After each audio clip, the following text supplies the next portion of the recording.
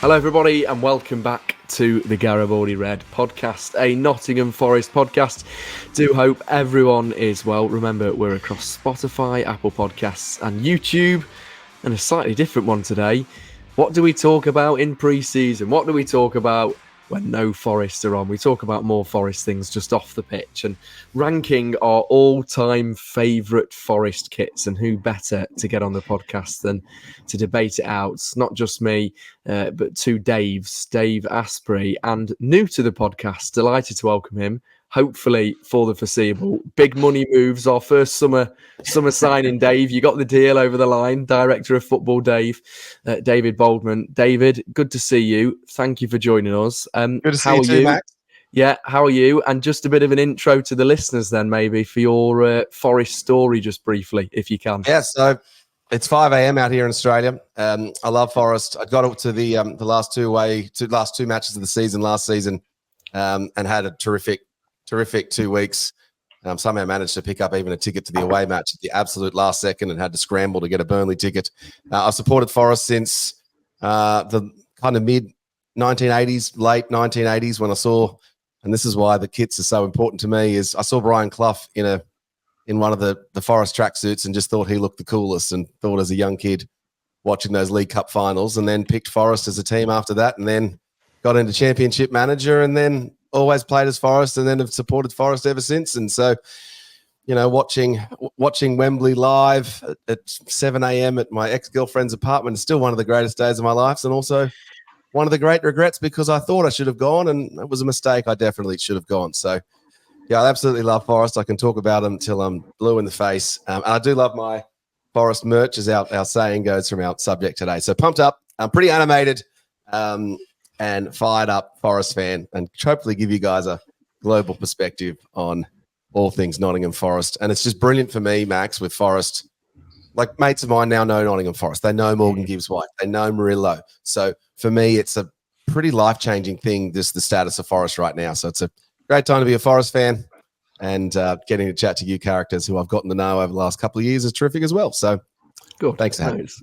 No, it's nice, and thank you for joining us, especially at 5 a.m, mate, as well. What a time to wake you up on for your first ever podcast. Yeah, so just so we're clear, Max told me it was going to be 8 a.m, but then I got the text this morning. Where are you? Why aren't you on the link? So I'm here. I woke him up. He was fast asleep, snoring. You know what, David? You've made it, actually, because unlike Mark Turner, who joins us from America, he overslept once. So let's all laugh at him and praise you for waking up in time. Also joining us is the one and only Dave Astbury, making his return, ready for another season for us on the podcast. Dave, good to see you also, mate. I won't ask you for your Forest story because we might be here a while, and plenty of us know it by now. It's a saga, Max. So just kick us off as we're recording this on a Monday evening on the 3rd of June. Just kick us off, Dave, with kind of how you're feeling about Forest at the minute, going into the summer as well, and just enjoying almost the few weeks of rest, shall we say. Really happy to be back. You know, still a Premier League team, mate. I think it's great. I mean, it looked a little bit dicey back there for a few weeks, but in the end, the boys were safe by 6 points, and got us back in this league that we wanted to be in for so long. And I'm relieved, kind of quite proud of the lads. I mean, it wasn't a season of great glory, let's be honest. You know, there are lots of issues that will need to be addressed between now and August the 17th when we start again. But they got over the line to stay up and stay in this fantastic division, which, you know, we craved for so long. So, yeah, relieved and happy about that. Quite enjoying the fact that it's unnaturally for Forest rather quiet and subdued at the moment. But I'm sure in the next few weeks there'll be rumours and stories and moves, you know, out and in and all this kind of stuff. And we'll be back on that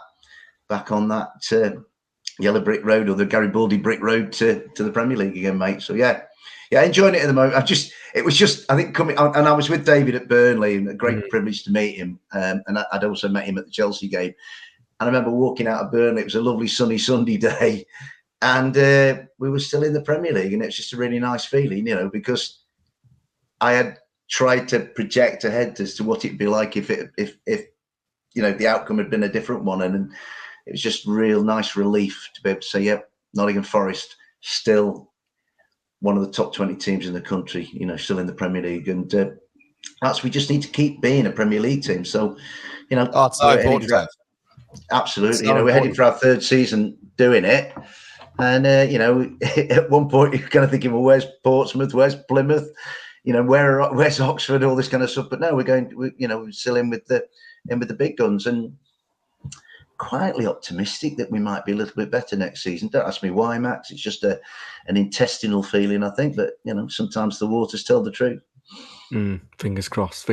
Right, let's delve into ranking our top kits. And we were just touching, actually, before we came and recorded this, about the history and, the story behind Forest wearing that famous Garibaldi red. And then there's also someone else. David, you've got a bit of a story as well, haven't you, about Forest and Arsenal and the kit there. Do you want to kick us off? Because you just researched it as well a bit about Forest and how the kits and everything like that. Well, yeah, I was well. Firstly, so I'm at David and Dave's Dave, so that's how we'll call it. There's the throwaways. So. We're going to separate it like that on this season. Yeah, Forest. Yes, the guys that got together at what was the Clinton Arms pub, and that's just the red that they chose based on the Italian revolutionary Giuseppe Garibaldi and his Legion of Red shirts, and so. Yeah, just looking through it in the past history, kind of even the ones that I've got behind me on my little displayware setup, you have to decide whether, you're feeling the straight red, like the Capital One that I've got, which is early 2000s, or the Labatt's one from 94 where they play with them. But yeah, there's the famous story, of course, where Arsenal didn't have a bunch of shirts, and Nottingham Forest were very generously donated to Arsenal in 1895 a set of their spare kit and their spare shirts, and Arsenal have been wearing red ever since, copying the great Nottingham Forest. So there's probably the quick history lessons for us. There's a rabbit hole you can go down, Max, of looking at the kits. There's also a whole thing around which Premier League teams are signed up with which kits, and so whether it's Adidas versus Umbro, and next season who's going to have the most, and what that means for the distribution and sales. There's a whole bunch of different things to think about. So back to my Forest origin story, if you can get the kit correct, you're trying to impress upon, international fans. Like, why did I pick Forest? Because Brian Clough looked good in a tracksuit. And so, it's literally, it's that quick moment, of that look and feel that you can give, and the feeling that the players put off, and the look and feel is a really big part of it. We see with our eyes. And so you can generate a whole bunch of fans. So getting the kits correct is so critical to the business future of Nottingham Forest. And back to Dave's point on being in the Premier League, guys, relegation is disastrous for international fans watching Nottingham Forest. So staying in the Premier League, like, I can't watch Forest if they're not in the Premier League. So getting the kit right and also staying in the Premier League, pretty important. Yeah, absolutely. Dave Astbury, do you want to kick us off with your first we've picked almost our top three kits, and then we're going to debate one at the end to win during this episode, but give us one of your three to start us off, Dave, of your favourite ever Forest kit. It's got to be the plain red kit that we essentially wore from the start of the 77-78 season through to Madrid. I love that kit. Simple, plain, just the badge, Garibaldi red. And I love that kit because every time I see that kit, it reminds me of I'm quite lucky, having been, being 60 now. I lived through that great era. I was about 12, 13, 14 at the time.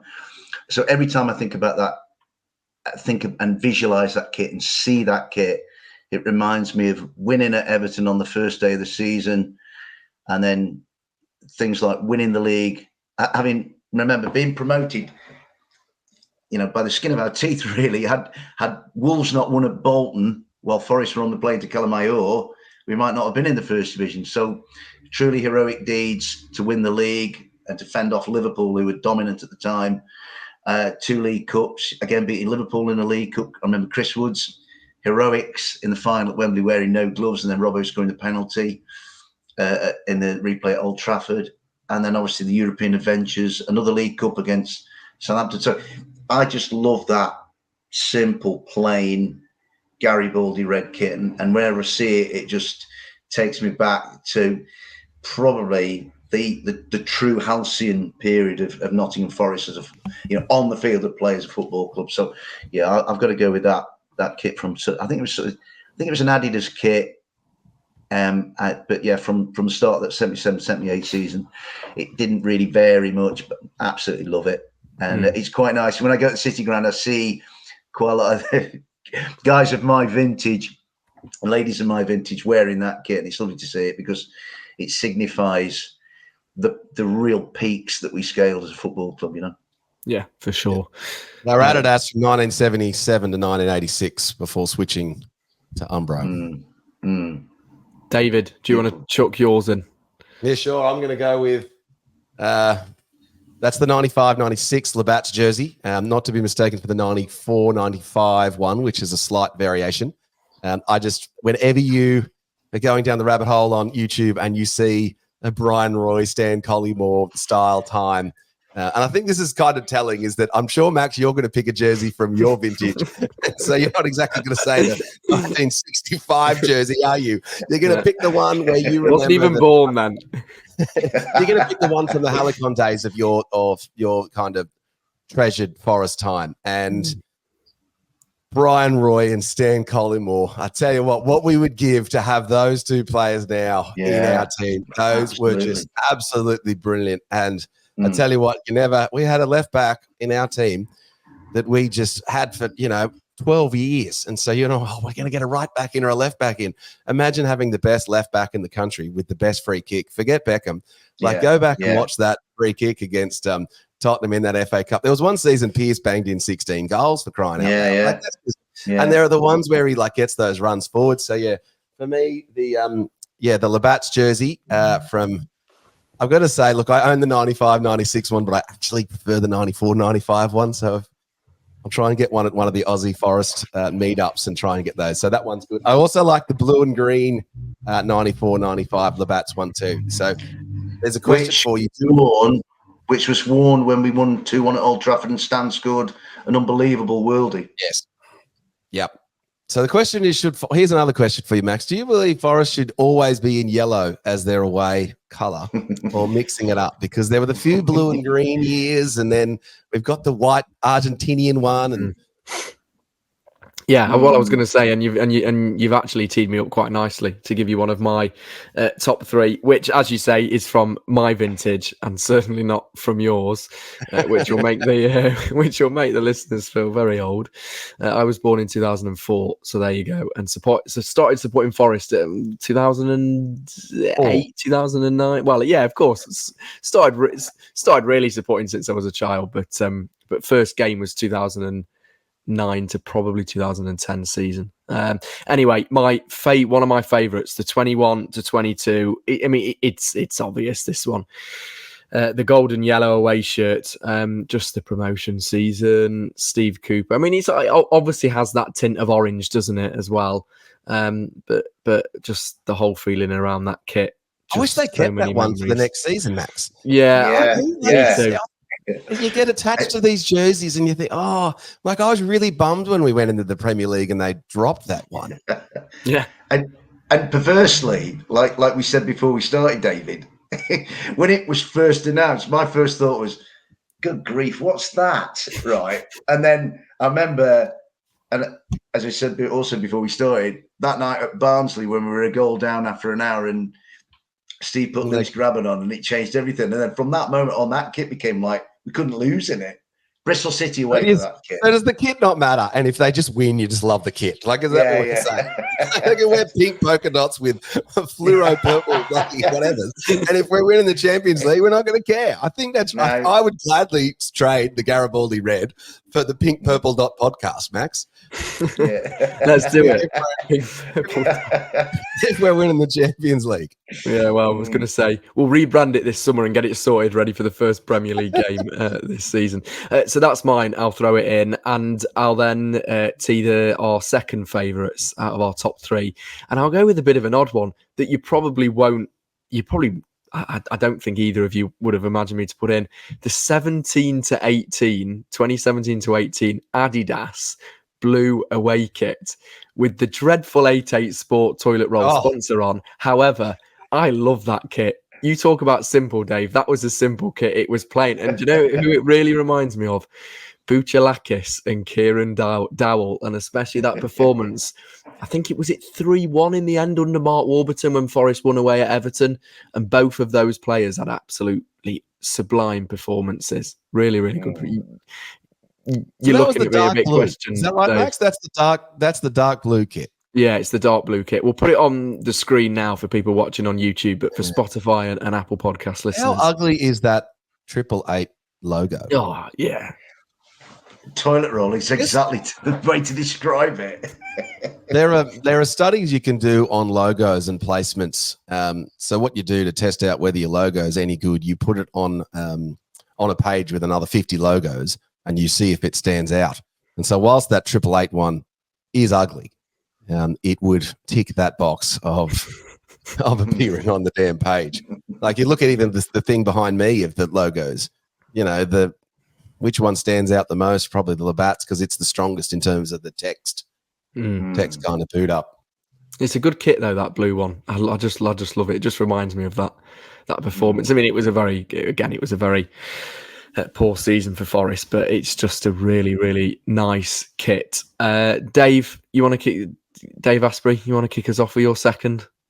Yeah, I'm going to go for so if you look, as you see David on the screen there, to the right of David, I've got to go for the Shipston's Fine Beers, because that, for me, again, I love that shirt. Like I said, I always think of Gary Crosby in it, and I think of Nigel Clough, Nigel Jemson, Gary Parker, Gary Charles.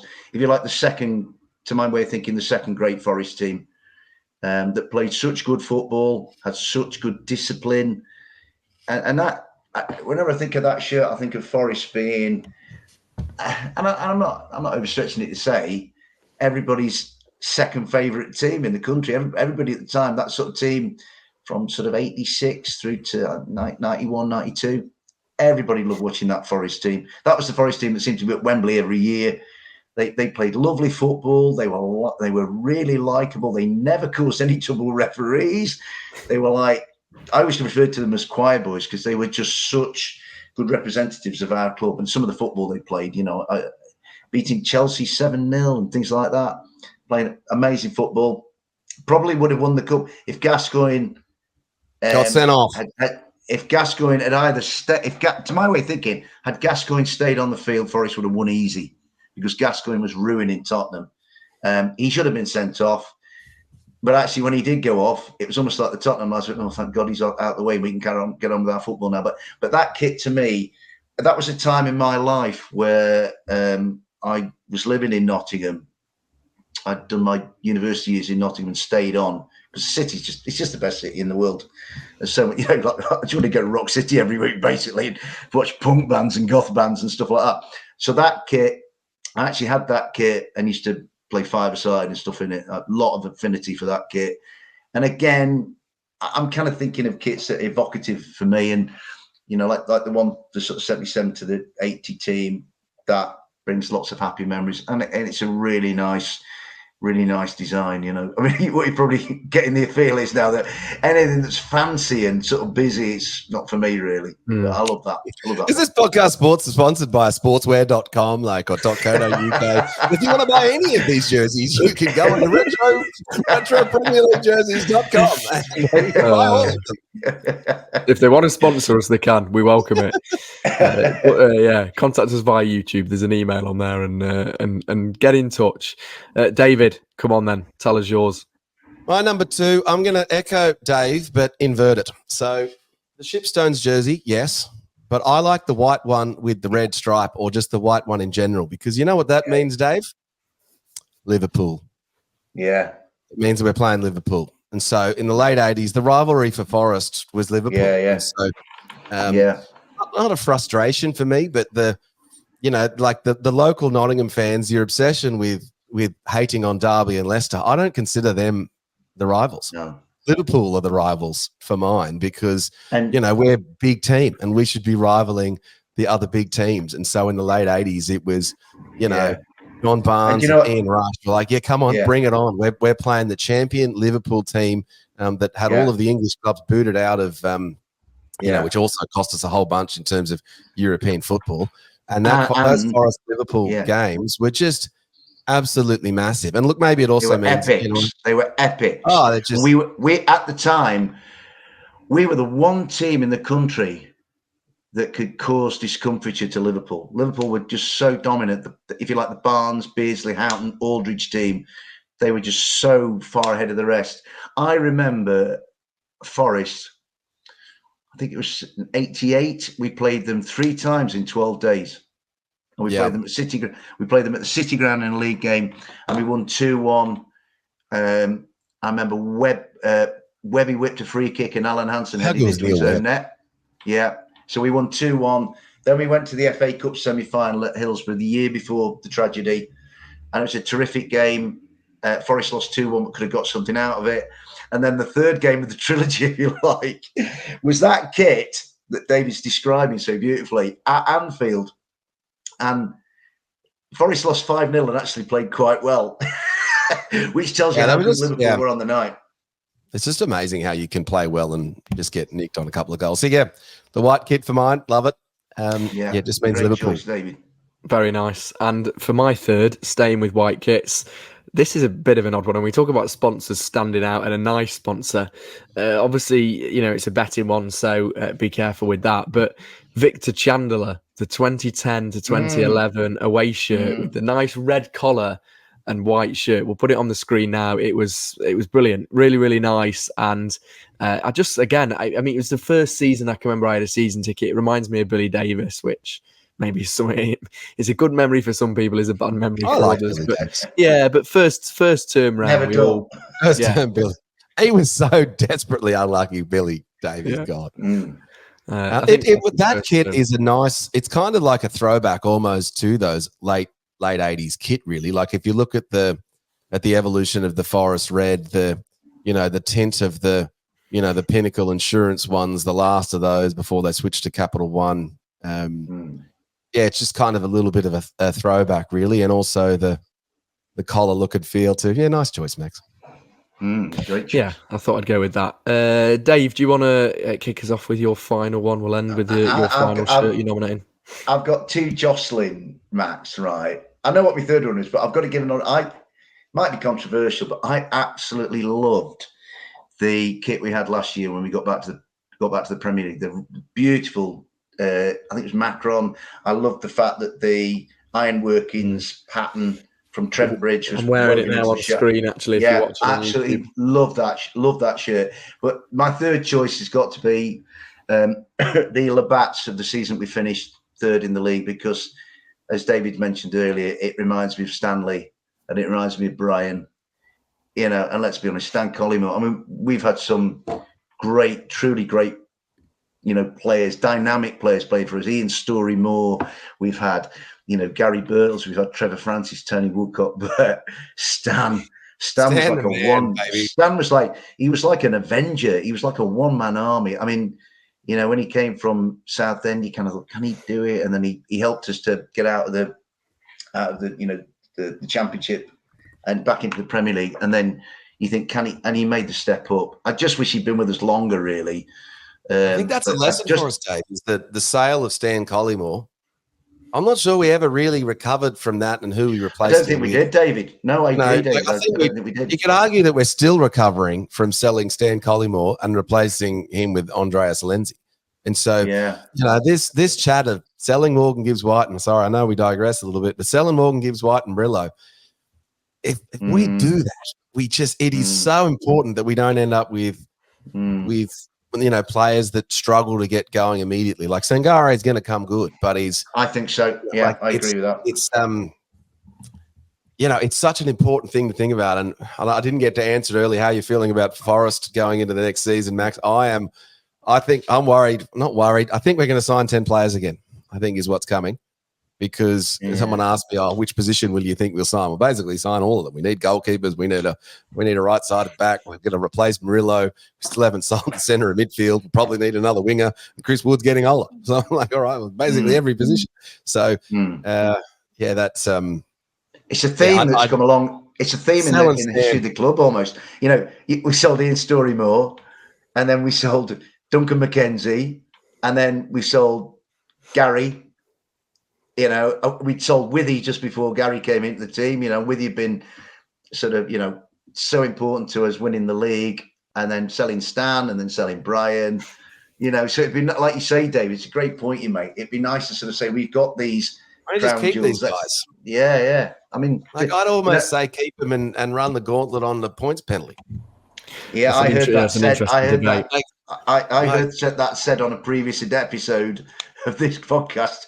I think either late last week or early this week, with somebody, a very esteemed young man who I've got the greatest respect for, said, "Well, you know, take the points deduction." And actually, if you think about it, that's what Forest should have been doing. They should have been pushing the rules to the absolute envelope, trying to get as many players as they could, and then backing themselves to sign better players. Because how the hell were we meant to survive in the Premier League against Manchester City and all that stuff? Like you look at the quality of the Sheffield United and say, we can't play that poorly. We got to have a good team. And so we need Morgan Gibbs White. We need to keep Hudson-Odoi. Like, I think it's we might struggle to keep Murillo for his, you know, personal ambition. But the other two lads, I don't think they want to leave, and they want to build around. I think on Callum Hudson-Odoi, I just see somebody who's like rediscovered his love of football. He's found a play. He just looks so happy. I mean, his performance has been terrific.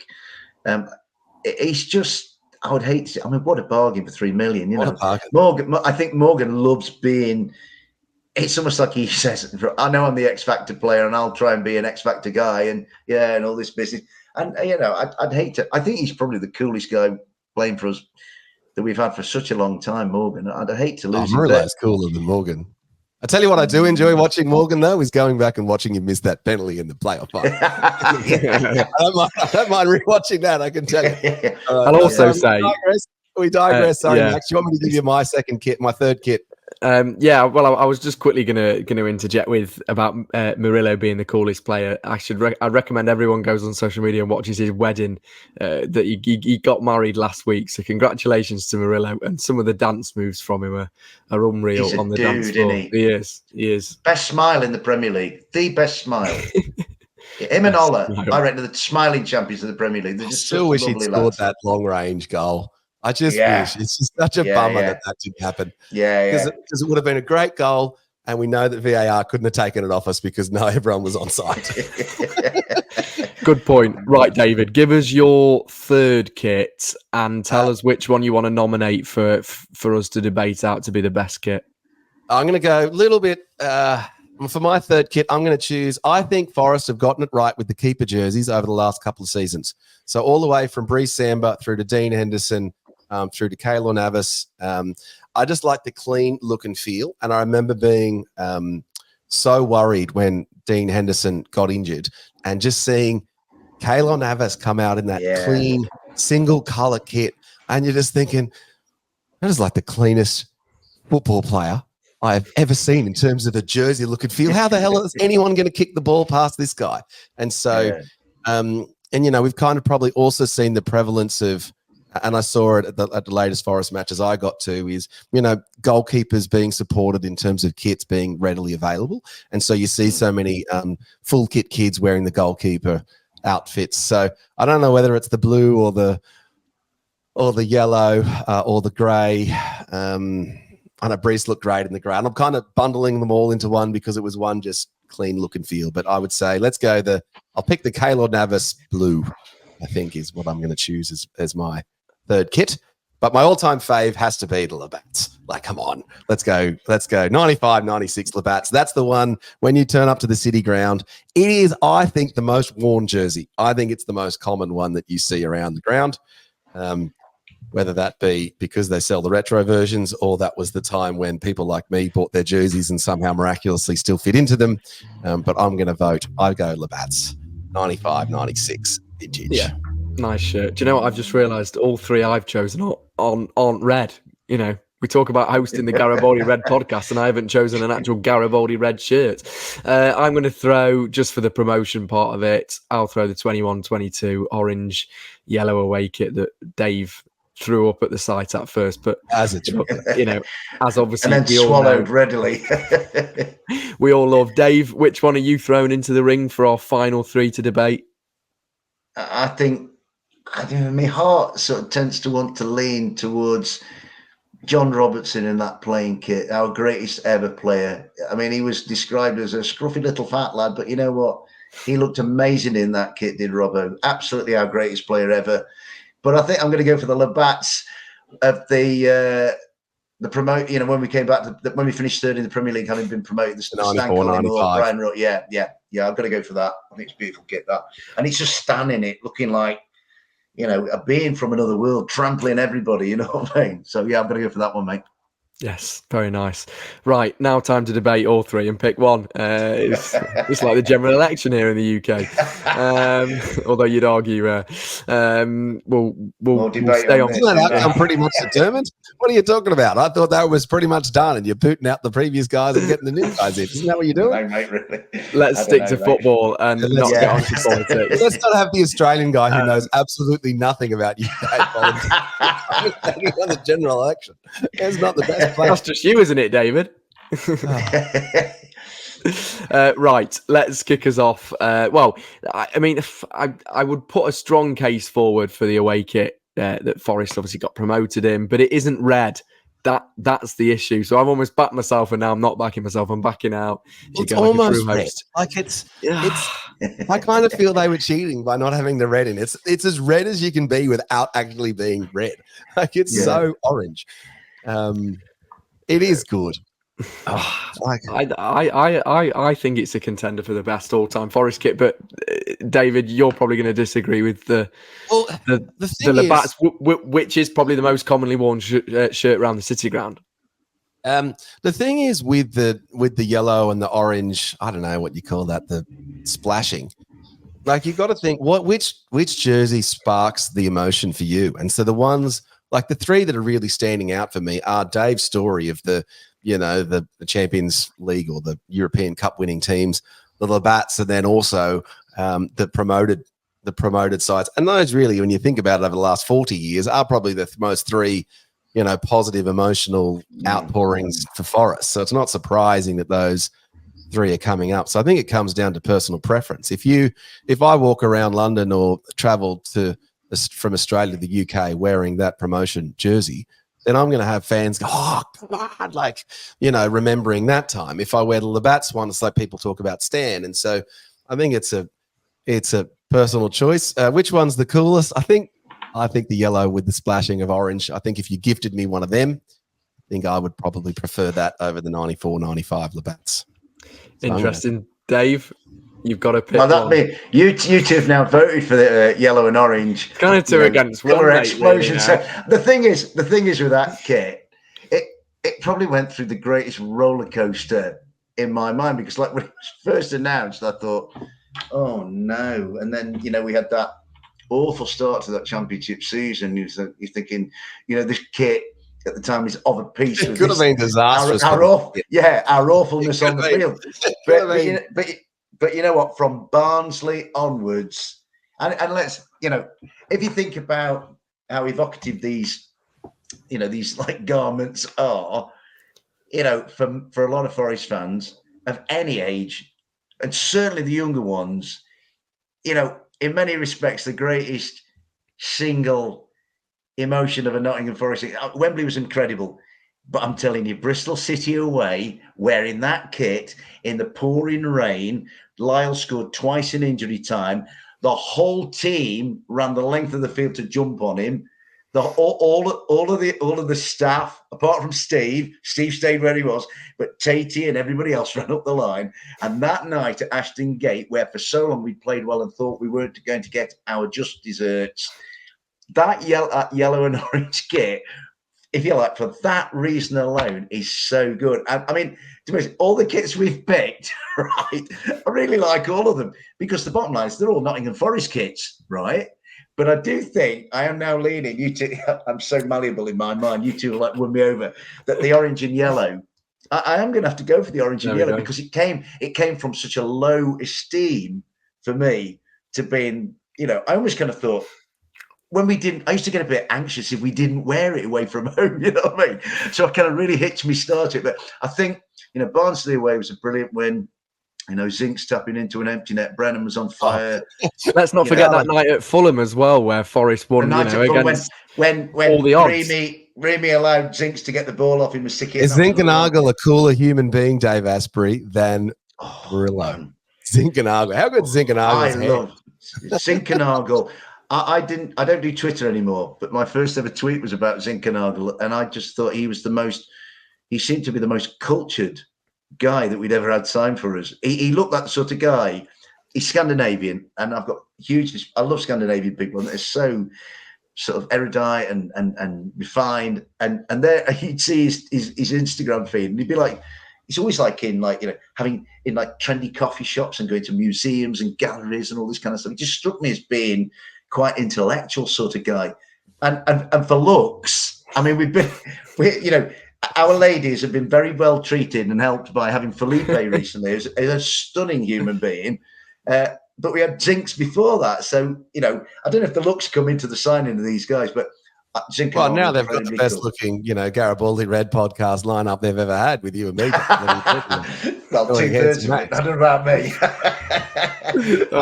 I'm like a Pebble Dash council house, mate, this space. You know what I mean? Do you know, there's a funny story. I think we've just talked everyone into the yellow and red, haven't we? Well, yeah, we have. Yeah, I think we have. Yeah. We got massive recency bias here, guys. Yeah, we do. To be fair, we do. Sorry, it's my young brain inflicting young memories on you all. I don't know if that matters. We cover a lot of years, so I'm 60. Max, you're what now? 19, is it, or 20? 20 now, mate. So and then David sort of somewhere in between. I'm a 90s Premier League kid, is what I am. That's what I sit there. But Max, so your homework from my point of view, Max, is go watch some YouTube of all those Brian Roy and Stan Collymore and Chris Bart Williams and that era of late 90s Forest. It's so good. Yeah. I promise. I will. I will get on it. And do you know what? Just quickly to close before we go, a fun fact and story about Philip Zinkernagel is I was lucky enough to be invited to the Forest training ground once for some work I was doing for the club. And I got talking to Zink, and he was on about Match Day with Max when that started. And he was actually mentioned the Bristol City video, and he was on about the channel and how he really liked it. And he picked out one person that he really enjoyed listening to on the YouTube channel, which was Dave Astbury. So Philip Zinkernagel knew Dave Astbury before he knew me, which was a career highlight, and still is to this day as we stood having a coffee. For Zinkernagel. Yeah, of course, Dave. No, so I tell you what, actually. They're best mates.